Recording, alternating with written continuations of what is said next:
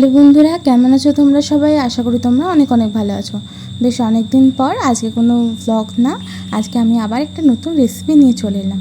তো প্রথমেই দেখো, এখানে এখানে আদা রসুন আর লঙ্কা আর তার সাথে টমেটো এটাকে পেস্ট করে নিচ্ছি ভালো করে। আর এখানে হাফ মতো পেঁয়াজ দিয়েছিলাম, আর বাকি পেঁয়াজটা আমি ভেজে দেবো।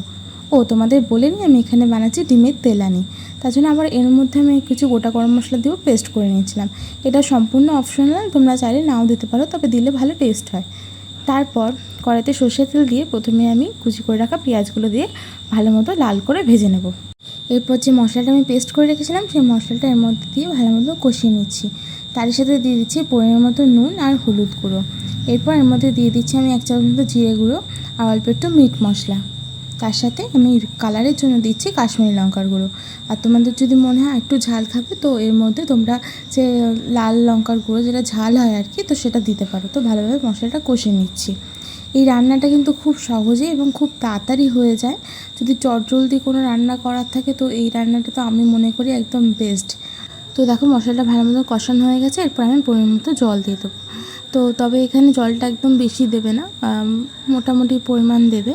তো জলটা ফুটে গেলে এর মধ্যে দিয়ে দিচ্ছি আমি একটু টমেটো কেচাপ। অনেকেই টমেটো কেচাপ পছন্দ করে না, তারা দেবে না, তবে আমি মনে করি যারা এখনও পর্যন্ত টমেটো কেচাপ দিয়ে খাওনি, একবার একটু দিয়ে রান্না করে দেখো, আশা করি খুবই ভালো লাগবে খেতে। আর তারপর এর মধ্যে আমি দিয়ে দিচ্ছি অল্প একটু গরম মশলা। তোমরা হয়তো ভাবছো ডিমের রেসিপি বানাচ্ছি, কিন্তু ডিমটা তো এখন দিলাম না। ডিমটা এখন দিচ্ছি। দেখো ঝোলটা ভালো মতো ফুটে গেছে। একটু গ্যাসটাকে কমিয়ে দিয়ে ডিমগুলো, যে যারা ডিম খাবে ডিমগুলো ফাটিয়ে দিয়ে নিচ্ছি। তবে সবথেকে ভালো ডিমটা আগে ফাটিয়ে একটা বাটিতে রেখে একটা একটা করে দেওয়া, কেন এখন অনেক ডিমই পচা বেরোয়।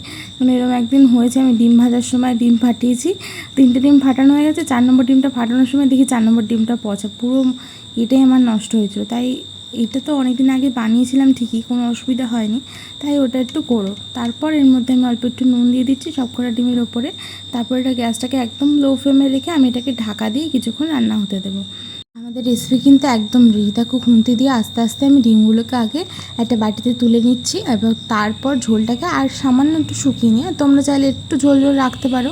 আমি যেহেতু একদম মাখা মাখা করেছিলাম, তো ওটাকেও তুলে নিচ্ছি। ভিডিওটা কেমন লাগলো অবশ্যই তোমরা লাইক কমেন্ট করে জানিয়ে দিও, আর আমার চ্যানেলে নতুন হলে চ্যানেলটাকে প্লিজ সাবস্ক্রাইব করে দিও। Bye bye.